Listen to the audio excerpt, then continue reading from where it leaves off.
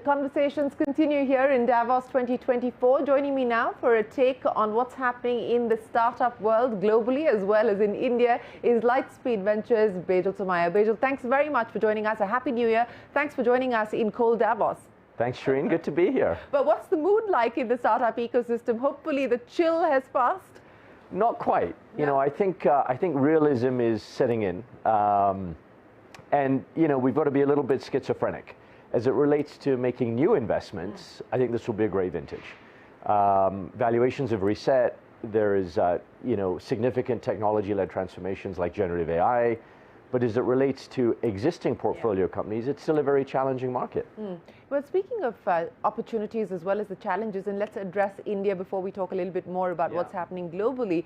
And you know, you wrote a blog where you say that India is not for the faint-hearted, Really but it is worth it. So what's looking like it's worth it in India today? Well, look, Lightspeed has been investing in India since 2008. Yes. And So first 15 things years first. on. Yeah, 15 years on. It's a market that we're happy to be in. We've invested in high-quality founders. We've returned a significant amount of capital, and we continue to believe in the potential of the economy. You know, India, when we say it's worth it but not for the faint-hearted, what does that really mean? India, if you have the right duration and time horizon, it is a one-way street. But it's not going to be straight. So it's not for the short-term investor It's either. certainly not for the short-term investor, and it's certainly not for people who can't handle the ups and downs, and there will be ups and downs. It'll test your patience, test your conviction. But where are there larger digital markets that are getting built, you know, than India? And I think that promise remains. There's still a lot of the parts of the economy that are broken, where innovators will come and build. And so, you know, that's why we continue to remain very positive, but with the right time horizon. Right time horizon and at the right valuations as well, I would imagine. But do you think that the worst is past us when we talk about the correction in India as well as globally, and potentially the kind of markdowns that we've seen? Have we bottomed out? I don't think enough companies have yet come back to the market to really discover what the prices are, because 2021 was a year when companies raised a lot of money. If they were proactive in 2022, they moved to cut burn and extend their runway further, which has meant that they don't need to come back to market, and therefore we don't know what their valuations will be. But it's an interesting question. If you ask me, 2021 was actually the worst. As an investor, it was an awful environment to be putting capital to work. And so when I look through that lens, I'm glad 2021 is behind us. Okay, so let's talk about what you're going to be betting on. And there's significant amount of dry powder, which is likely to be put to work in 2024 for Lightspeed specifically from a global perspective as well as India. Where do you see that money going? Yeah, so just to give you some context, you know, Lightspeed, we raised our last set of funds in early 22 at about $7 billion. Yeah. And 2022 was quite a slow year deliberately for us. In 2023, we invested about $2.1 billion globally, so that's quite significant. A fair amount of that went into generative AI investments, principally early stage and around building the tooling for enterprises to actually use their data and to be able to take advantage of generative AI. So that is an area of interest. Other sectors that continue to warrant investment, I would say enterprise infrastructure in general, and in India specifically, we continue to see a lot of interesting enterprise companies coming out of India targeting global markets. Yeah. Cross-border commerce and payments, again, out of India. Companies that are connecting the supply base in India and Southeast Asia with the rest of the world. Financial technology is an area that we've begun to invest in again globally. But actually, India is a little bit more difficult. There have been a number of regulatory changes that I think have stifled innovation a little bit, but that remains sort of a pocket of significant investment for Lightspeed globally as well. You know, let's talk about generative AI, because how can we not? How can we not? So, the India bet, and you have made one, and we have. Yes. So, but in the near term, how is this likely to play itself out? I mean, what are the bets that you're making on this front? Yeah, so the bet we're making is that this is transformational technology. I think we have very strong conviction around that. And, you know, based on what we see in terms of what's happening in research and the likely improvement in models, we think we're really just at the beginning. Year two of something that's going to be very meaningful. That said, we're in a hype cycle right now, and we have to recognize that hype cycles are part of the process of innovation. because things get hyped. I mean, we've been walking up and down the promenade in Davos, and you can't get away from it. And all you can see is AI. Right, but that draws capital, that draws talent, that drives innovation, and that's necessary for progression. Now, within generative AI, we are risk on in certain areas and risk off in certain areas. Okay. So the areas that we're spending a lot of time is in the foundation model area, open source, different foundation models for different formats, and for verticalized use cases. That's one. The second is for enterprises to ultimately adopt generative AI. There's so much infrastructure that'll need to get built. The data is in silos. We have to think about data rights management, data governance, security. There's going to be new attack vectors, prompt engineering, tooling. All of this infrastructure needs to get built. So that's an area that we are investing in. And then on the area where I would say we're a little bit more lean back right now and watching is on the consumer application side. You know, what we're seeing is some applications that are out of the gate shooting up, very experimental use, and then you see a lot of churn, plateauing, and so that's an area that we're still waiting and watching. Okay, so risk on as far as some of these areas are concerned, and risk off on the consumer side as of now. But specifically from the India perspective, do you have the visibility of meeting with founders, the companies that you've scouted? Are you going to be putting a lot more money to work as far as this side is concerned in India? You know, I think Lightspeed always has been very opportunity driven. We don't think about pressure to put money to work. It's one of the reasons really we've been very disciplined on our fund sizes for India. So we'll continue to be driven by opportunity. We have made, I think, we have 4 investments in and around generative AI right now, not all announced.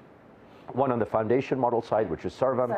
You know, interestingly, on the consumer side, a company called Pocket FM that is using generative AI to radically compress the cost and time to create global content. And that's a company that's scaling very rapidly. And then 2 companies on the tooling side, but they're building for global markets, not just India. 2024, a big year for Indian IPOs? $1 million question. I don't think as big as 2021. But I think the companies that will get out will be quality companies that have done a lot of work on their P&Ls. And I think that's important. You know, whether it's a big year or not, I think is less important than the trend line, right? Are we continuing to see some of the scaled technology companies get public? I think we will, and I think there'll be healthier companies than they were 2 or 3 years ago. You know, since we're talking about healthier companies, what to your mind have been the big takeaways, big course corrections, the lessons that have been learned by the venture community as well as Indian founders, given what's played out in the last 2 years? Yeah, look, I think, and this is global, this is not unique to India. In an environment where interest rates were 0 and capital was abundant and at low cost, it got forced into companies. Companies raised more money than they should have. They spent more money than they should have. They ran a whole bunch of different projects that they shouldn't have. And at least I think many have gotten religion. And the good news is now they still have the scale. Maybe they've shrunk a little bit, but they've now tightened the cost base and there's a more disciplined culture. So as these companies grow, we'll start to see operating leverage that results in stronger bottom lines. And I think the founder community, it takes time for that adjustment. We started working very actively with our companies in March of 22, and I think a lot of founders pushed back on us. I think some founders, especially those with, let's say, 2 years still of runway, they're not perhaps taking the actions than they should because that 2 years feels a little bit comfortable. We just like to say, look, be very first principles. Runway is one thing, but do you need to be spending at the level that you're spending? Right. So not everyone has learned the lessons yet. It takes time. It takes time. Well, speaking of the adjustment, you know, we've seen plenty of changes even as far as the VC world is concerned. And some say, and we just discussed that India is a tough place to do business. The regulatory level playing field that people have been asking for hasn't quite played out as it should have or as was expected. You're one of the few global VC firms left at the table. What do you make of the changes that we've seen? Look, it's hard to understand. You know, we are continuing to move in a more global direction. Lightspeed now has offices in 7 countries. We have 900 portfolio companies, of which about 40% are outside the US. Over half of our investment teams, or about half of our investment team, is outside the US. But it's hard to operate a global venture capital firm. but it's worth it. Again, we believe that's important. Innovation is global, entrepreneurship is global, and we want to have access to the best companies and the best founders wherever they are. So the way we think about it at Lightspeed is that's our job.